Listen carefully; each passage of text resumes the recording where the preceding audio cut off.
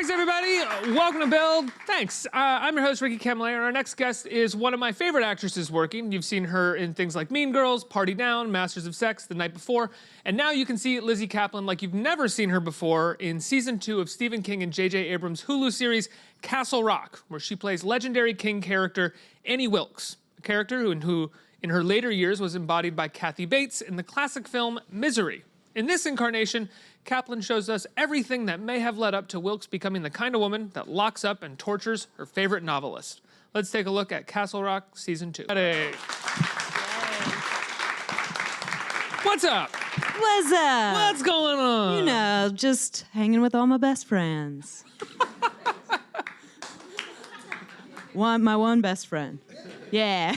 I love the show. I love your take on Annie Wilkes. Thank you. As I was telling you in the green room, I feel like we've never got the chance to see you do a performance like this before. Yeah, it's definitely a big old character. A full body kind of thing. That's right. Which is exciting because I don't usually play roles like this, and I kind of have always wanted to. So I guess now I've aged into character actress. Well, and it feels nice. It's interesting because I think sometimes there are those who think that full body roles, for lack of a better phrase, Yeah, it doesn't sound great. No, it does not, are somehow more difficult or crazier than I think someone who can be very casual and charismatic on camera. That in and of itself is a extreme talent and difficulty that a lot of people don't have. They have to disappear behind a character. Did you find it more or less difficult having to do something like this than having to ostensibly be a version of yourself on camera? I found it more difficult, partly because of what you're saying. It's really new territory for me, so everything felt like different muscles were being worked at all times, and it kind of made me realize how much I rely on some of my tricks. I think all actors, we have these tricks that we can fall back on if we're tired. What are some of your tricks? I'm not gonna tell you. But like we have our things that we do, and it's like I'm exhausted today, or this scene's not going so well, but I know I kind of have this thing in my back pocket. But this, it was like a whole new bag. Like, let me put our sarcastic twist on this line or something. A well-timed eye roll, perhaps. There you go, there we go. Now you're giving away the tricks. That wasn't one of them. I'm curious, when you have to do something like this is the kind of thing that I think people unfortunately refer to as method, but oftentimes that's just a way to stay focused so you don't sort of lose some of the physical embodiments that you're trying to achieve on set. Did you find that you needed that a little bit? That you needed? No. I am not a method actress. So you would go in and out of this while you were shooting cut? Constantly. Lizzie's back to... Yes. Really? Yes. And the vibe on set, I kind of prefer it this way, and we had this incredible crew. It was a really, really long shoot. It was like 7 months, and we just finished a couple weeks ago. And you get really close to people in 7 months, and you know, you're seeing your crew all the time. And so not only would I be back to being myself as soon as they said cut, but everybody just sort of makes fun of me as soon as they say cut. I don't like your performance? Yeah, I don't really command a lot of respect on. You prefer it that way? I do. Right. I like to keep things kind of loose. I think it makes my job easier. I never really understood. You don't want to take it too seriously. Well, I do take it seriously. I just don't want. I don't believe that. You know, actors, we get treated like we are somehow supposed to think we're more important than other people on the crew. I do not believe that that is true. I feel like I have a job to do like anybody else, any of the other 200 people, right. And we all are showing up and trying to do our best job, but we're all cogs in the same wheel. And I hate being on sets where the actors or the producers have to kind of make everybody feel afraid of them, and it's not fun and it's not loose at all. I find it way easier to do my job when I'm loose. And I also think that method acting, I suppose I could do it now, but it does seem like one of those things that's reserved for guy actors. Like, you know? Of course, there's a sense that they are the ones who have the space for it. Yeah. Yeah. You know, you think about a lot of method actors, they're parents. I don't know any female, like, I don't know any actresses who are, especially who are mothers, who get to, I'm gonna disappear, I'm gonna be Annie Wilkes for 7 months and like call me Annie to my child and like act like a psycho. It just doesn't seem like it's an available option for women in the same way that it is for men. But I also don't know too many method actors. I don't actually think it's for the most part, that much of a real thing. I think it's been, even in the way that I said it, it's sort of a misunderstanding of how it's actually used. I've heard stories of even, Daniel Day-Lewis, who's apparently the method actor, is actually not that method on set. Really? That's not what I heard. Really? I heard from the Phantom Thread people that he's fairly available and is just is joking around as well, but is at the same time the character joking around. You have to joke around with him, but still call him by the character. I think so. Yeah. Yeah. You have to joke around with Daniel Plainview. Yeah. You can't, which is intimidating, I would imagine. Yeah. It's the best movie. I mean, he's good at acting, Daniel Day-Lewis. Hot take. He's also very funny, though. Really, because I think we shouldn't get too far into this just to promote There Will Be Blood streaming instead of Castle Rock. But I do think I watched There Will Be Blood and I laugh hysterically from beginning to end. I think he's so funny as that character because he's an over-the-top egomaniac in a real world where everyone is looking at him going, what's wrong with this guy? That's very true. And there were moments of humor in Phantom Thread, too. Yeah. I found that movie pretty funny. Yeah. And I know Vicky Krieps, who I thought ran away with the whole thing. I agree with that. Yeah. She's amazing in that. She's amazing. But I think you find, I think you find wonderful bits of humor with Annie as well, in the sense that she is so over the top and she is losing control in front of everybody who is just looking at her dumbfounded. You had to have had fun and found moments of levity, at least for yourself as a actress playing that. For sure. I think that's one of the most appealing things about Annie Wilkes. She's not, like in the movie Misery, Kathy Bates, who did the greatest version of Annie Wilkes of all time. Very funny. Hilarious. Yeah. That's what makes her so terrifying, is that she's not just this one monster. She's also kind, and she kind of has this great bedside manner, and she's silly and childlike and fun. And she's also a psychopath. So it like keeps you guessing a lot more than just somebody who you know is a straight villain at all times, acting like a villain 24/7. Since as we said at the beginning of this, you haven't really played a role like this before. Did you have to convince them? Did they have to convince you that you could do it? What was the process? When I was presented with the opportunity, it really scared me because it's such a big character, and what Kathy Bates did was so iconic, and I personally love it so much that the idea of revisiting that character felt just completely overwhelming. But did you feel like you had to look at her performance to see who that person was, or did you want to craft your own take based off the book and scripts? I wanted our Annie, even though she's in very different circumstances than that Annie, and so much of kind of how Annie moves through the world, it was based on her unique circumstances. Like in Misery, she's completely by herself in a house until she kidnaps Paul Sheldon, and then it's the two of them. Our Annie, she's out in the world. She has to work. She has to make money. On the run from Johnny Law. She's on the run from Johnny Law. And she's got this daughter who she has to take care of, and she has to sort of interact with real people. And so that immediately gives her some different shades, I think.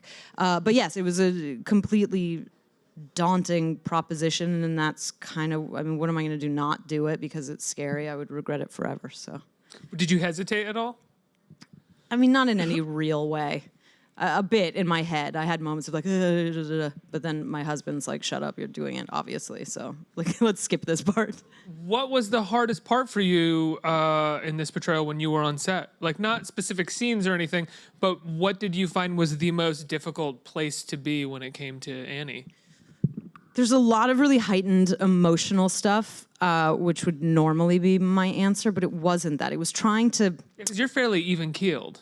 In real life? Seemingly so. in these 20-minute interactions that I have with you. This is the real me. It's your job to be even-keeled and promote something. You seem great. Yeah, I dress like this all the time. Yeah. I think the weirdest part was, or the most challenging part, was that Annie, like, she there's this quote I keep going back to and talking about this. It's from the book Misery, that having a conversation with Annie Wilkes is like listening to a song out of tune. Something like that. So she's just a little off, right? And I feel like everybody knows someone like that, right? yeah. Or you're just kind of like always on the back foot when you're talking to this person. So what I realized in doing this is that normally in my other acting jobs, it's all about that connection that you can find with the other actors within the scene between action and cut. And that to me is the most exciting, like the most exhilarating part of doing this, finding that. And with Annie Wilkes, she didn't want to find that with anybody. So it was constantly trying to avoid that rhythm or connection or chemistry. She has it with her daughter, but even then, she's just a little tweaked. So I wanted to avoid feeling that, and it was a huge adjustment. And I didn't even know that I imagine that's a huge adjustment for the other actor as well. Yeah. I guess you probably did. Did you talk to them about this? No. Oh, so you went slightly method on yeah, I mean, I tried to like... Method doesn't mean anything. Yeah, you like the word method. Yeah. I didn't want to tell them. I mean, maybe a couple of them. I think I actually brought it up to Paul Sparks a couple times because he's on his own trip in this as well. But definitely the scenes with Tim Robbins, I didn't want to tell him. I just wanted to try to throw him off. Did it seem like they recognized this? Did any of them bring it up to you? Like, you're doing something weird. I could can't tell get a that read it's on a this. little like... It's not as fun to act with somebody who's trying to do that, but I think it was. That's what I mean. Yeah, I mean, I think it was subtle enough. I mean, who knows? Maybe you could ask them, and they'd be like, "She was doing that? I had no idea." Oh, we have Tim Robbins right here. Bring him out. It was terrible. She was so. Yeah, he's too tall. You can't hide Tim Robbins behind. That is true. Yeah. He would be peeking up over this right now. You'd see his head. You have an incredible supporting cast in this. Both Elsi Fisher, who plays your daughter, Paul Sparks. The best. Yes. You have Barkat Abdi, who I don't think I've seen you have any scenes with in the episodes that I have seen.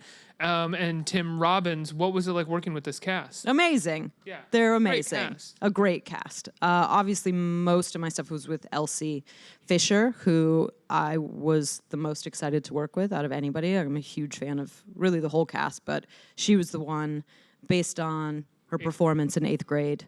I don't know if you guys have seen 8th grade, but amazing. It's like, I think the best movie of last year. She's amazing in it, and she did not disappoint. She's the greatest human being. It is shocking to me that is a 16-year-old actress, and not only can I stand being in the same room with her, but I want to be in the same room with her all the time. She's the best. She does not present as a teenage actress. No, and I've sorry, any teenage actress out there. I generalized they know. you. They're aware. But yeah, she's been doing this press tour for a year for 8th grade.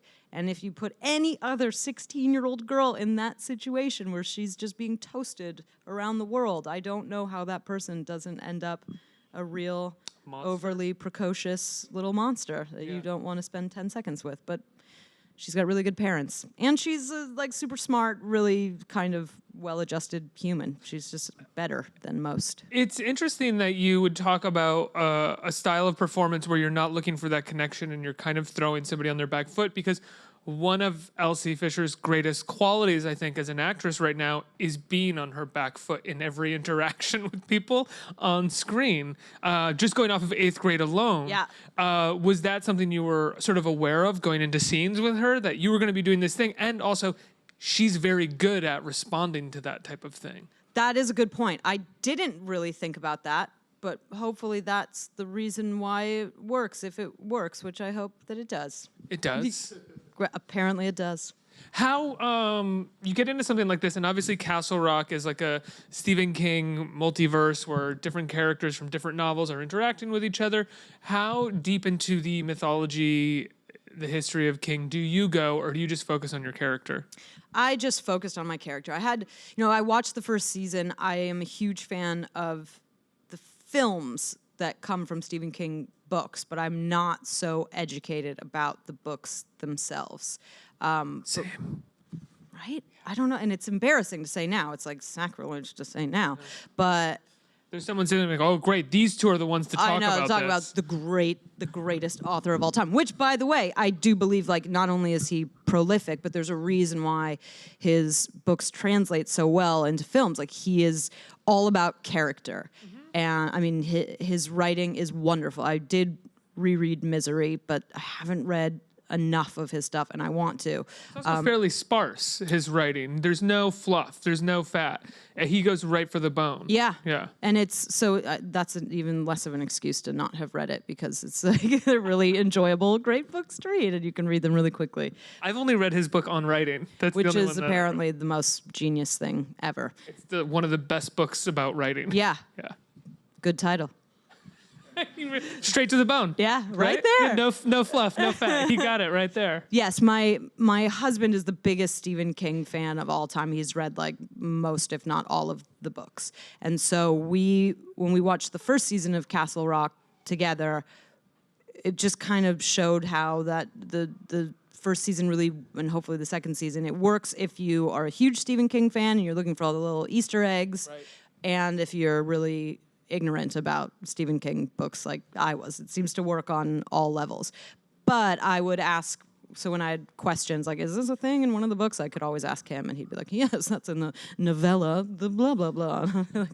Cool. Is the Somali refugee element in any of the books? No. That is solely for the show. I love that added layer to the Stephen King universe. Yes. Yeah. Yeah. It's I don't know how much I can say about it, but it's There's a Somali refugee community within Yes. Castle Rock. Yes. And I think with some of a lot of things that are about vampires, let's say, our show is not about vampires. I don't think that's a spoiler.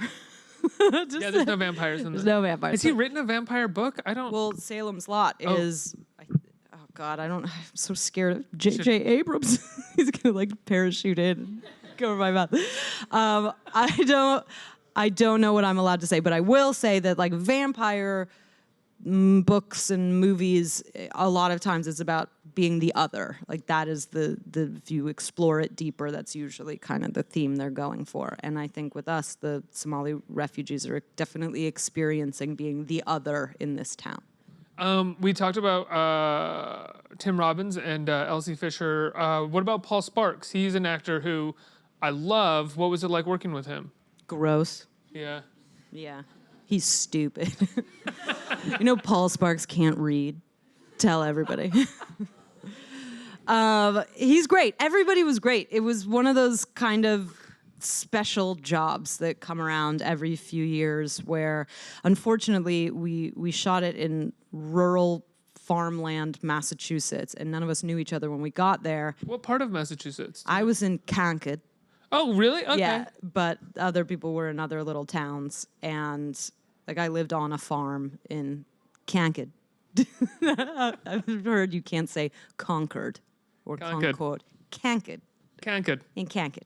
Yeah. Anyway, so we didn't know each other, and they kind of we all landed in Massachusetts, and we had, a certain amount of money to kind of go find a place to live. So we all ended up living very far away from each other. Really? Which sucked. Yeah. Because it was a really long shoot, and we really dug each other. And I know if we were in the same little part of, or whatever, the same little town, if not same hotel, we would have gotten to spend way more time together. But I think it took us till the very end for us to have dinners and stuff, because also everybody's schedule is so different. So in a way it helps. What made you choose Concord to live? I mean, I don't even know. Right. Okay. It was just like throwing a dart at a map. Honestly, like we had no idea. We had no idea where to live. And Concord is really cute. Yes. Yeah. Highly recommend. Almost every town in Massachusetts is fairly cute. There's a few that are not. Yeah. Some are better than others. Yes. You want me to tell you the ones that I think are disgusting? Yeah, just rip on them. Just rip on those towns. But yeah, so that kind of, it was a bummer in that, like, when you meet people and you really want to spend a lot of time with them and you're so isolated. But in a way, it kind of helped with this because it makes you feel totally crazy if you're alone in a farmhouse for 7 months. Method.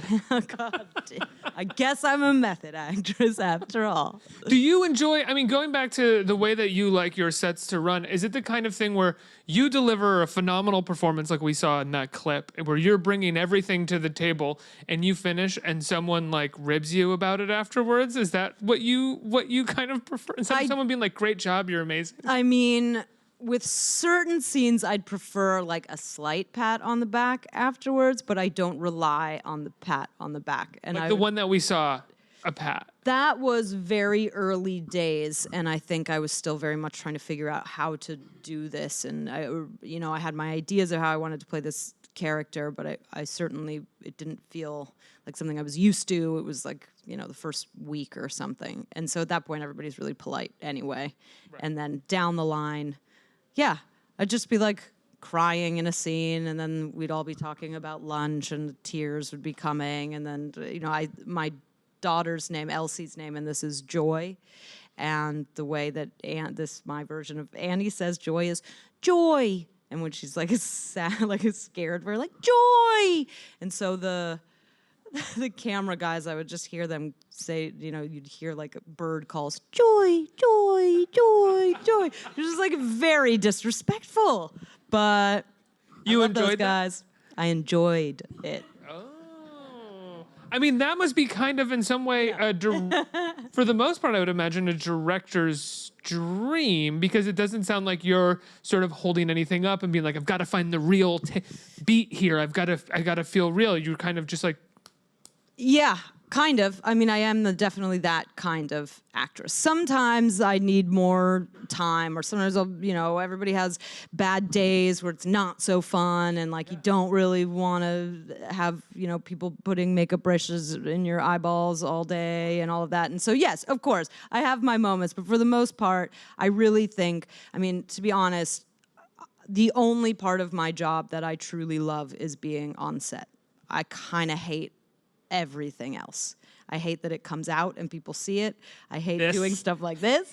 I'm miserable right now.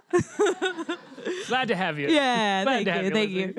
But all of this part feels like the actual work, and being on set just feels so creatively fulfilling. Obviously not always, but when it is, it's so fun and exhilarating. And so I don't believe that a set should be this terrible place to go where it's tense and it just feels like a grind. You're there way too much. You're there, 15 hours a day. If it's not fun, like, what are we doing? What do you do when it is tense and not fun? I go to my trailer. Just hang out, just get away. Yeah, I just avoid it. I avoid it at all costs. And yeah, you don't get to always set the temperature of the set. There are other people. With a television show, you have a new director coming in every week. But when you are at the top of the call sheet, it's kind of your responsibility to set the tone. And I've been on sets, where the lead actor doesn't want it that way. It wants it to be like serious and the whole process to be taken very seriously. And I completely respect it. I just personally, that's not how I roll. I feel like that's probably how you guys didn't roll on Masters of Sex either, right? I mean, Michael Sheen isn't that type of actor as far as I know. No.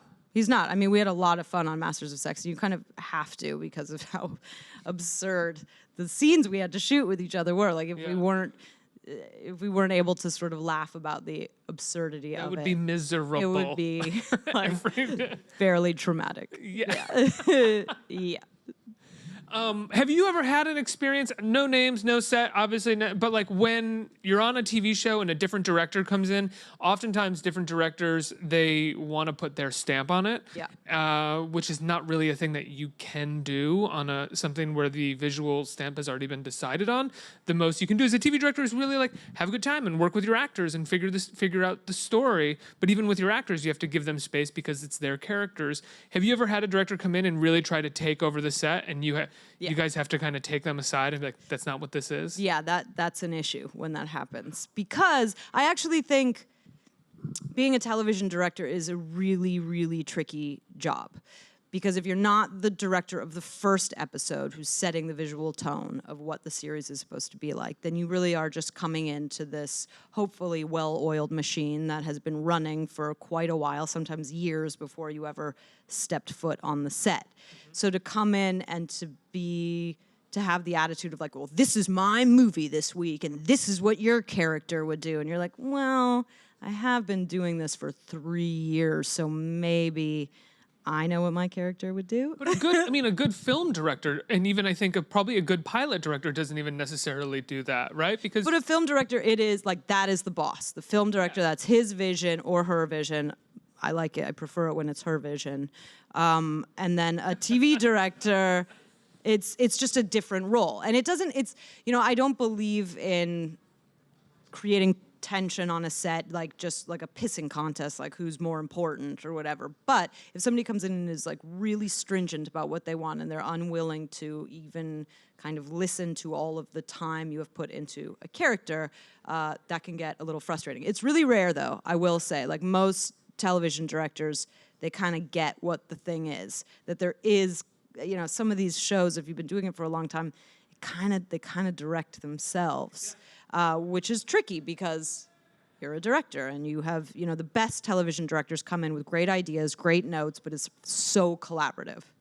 It has to be. And when you're working with a film director, do you find that they are more strict about what, because from what I understand, the best film directors, and I'm sure not all of them that we consider the best, are kind of like, the actor has done their work, they have prepared, let's at the very least see what they've brought to the table and then try to rework it or talk about it if I have to. Yeah, I think those are the best directors. And, otherwise you sort of feel like, well, why did you pick me to do this instead of anybody else if you really just want to puppeteer people, But for the most part, directors don't do stuff like give you line readings or tell you what to do. It's the reason why I would never want to be a director, because I just give line readings? Yes, I couldn't.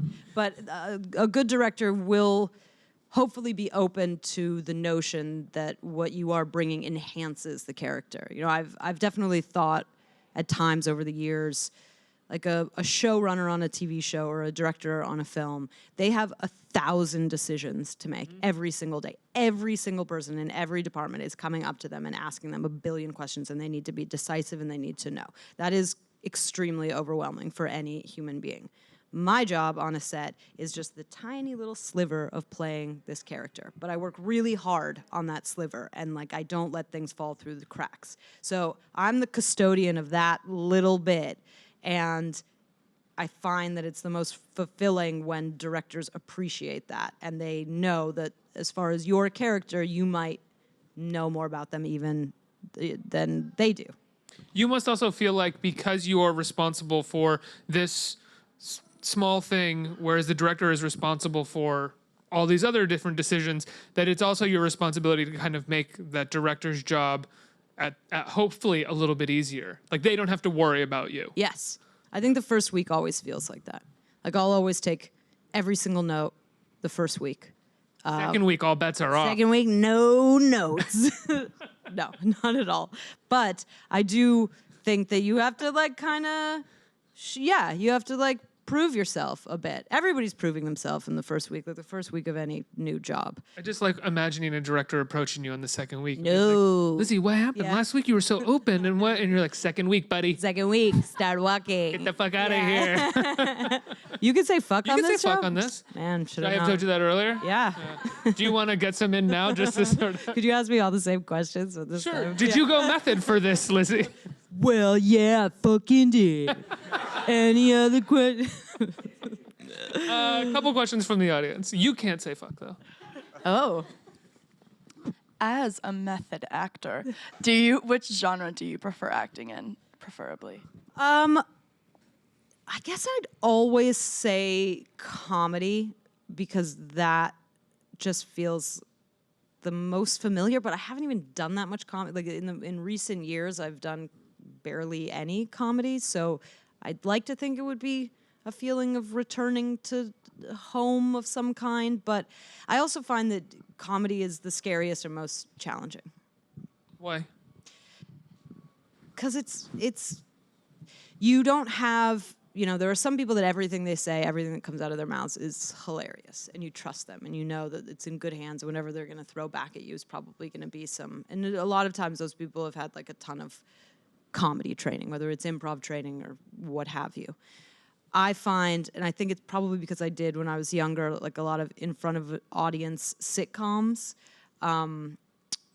You had these table reads, and you would sit, and all the executives would be there, like a room like this with more people, and you would have to sell your jokes. Now, granted, you're sitting at a table, so it's nothing like you don't get to employ any physicality or anything that would help you potentially sell a joke. You just have to sell it in how you're speaking. And if you didn't sell that joke, by the time you got the next draft of the script the next day, it was gone. It was cut. So I think that's probably where my terror comes from. Like, you have to nail this or it's gone forever, and you'll never get it back. You've got trauma. I think I do. I think I do. Did you ever find that your experience coming up doing like multi-camera sitcoms is I think what you're referring to primarily, right? That affected your performance, or you had to change how you performed when you got into something like Party Down and it was like a bit of a more subtle tone? Yeah, but I never really knew what I was doing in front of an audience in a sitcom. Like, it helped to have theater training, of which I have none,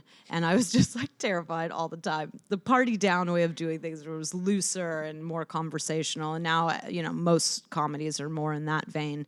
I find that to be a much more comfortable space. Did you imagine yourself as a comedy actress when you first started, or was that something that just sort of happened and then you were suddenly in that space and getting cast that way, and then all of a sudden you were in a different space and getting cast that way? That's pretty much what happened. I just went where the tide took me. When I was young and wanted to be an actress, I wanted to be a very serious Shakespearean actress. Shakespearean? I mean, I was like 15. And yeah, that was my vibe when I was 15. That's my vibe. Yeah, Shakespeare, like all cool 15-year-olds.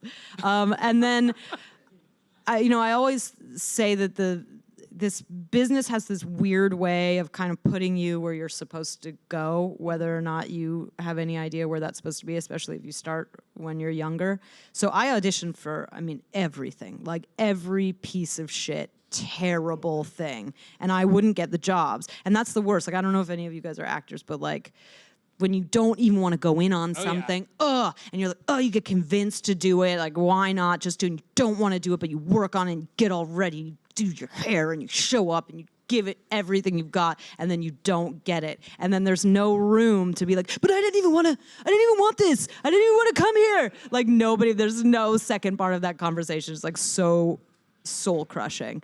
What's the worst thing that you auditioned for, or something that you auditioned for that you worked really hard at that you didn't want at all? So many things. I don't know why. Most things? Yeah, like most things.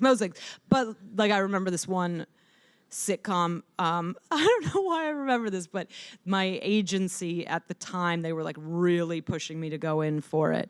And it was called Stacked. And it was a sitcom starring Pamela Anderson as a librarian. Get it? Stacked books and they would leave me messages. I had like an answering machine. It was that long ago. And they would just leave me all these messages trying to convince me. 90s or early Stacked. 2000s? This must have been like, probably early 2000s. That was a while. Right? Yeah. Yeah.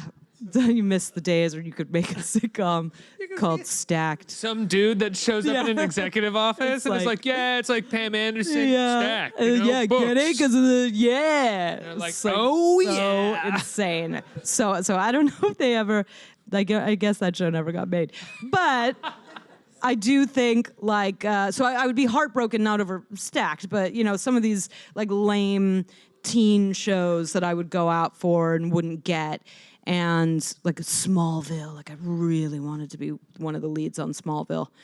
Now I'm a little glad that didn't happen, right? Based on how things turned out. But and then I would get jobs like, my first job was one line in the pilot episode of Freaks and Geeks.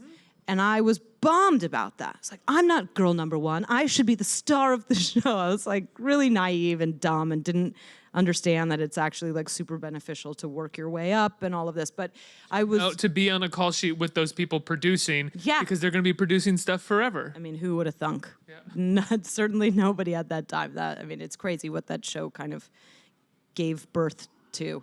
But anyway, I didn't want, I wasn't excited by the notion of doing this. And yet being on that show, I think probably had more of an impact on where my career went in the future than, I mean, certainly any of the dumb shows that I didn't get. So I also think it's like such a crazy thing to try to do with your life, with, how uncertain everything is, that I know I have to like try to find some meaning to it, and that there's some master plan of some kind, and that kind of helps you through the not so fun times. Yeah, I don't know. I mean, who's to say what your career could have been like if you got stacked I were on and it Stacked. got made? I know. Yeah. I wonder who got it.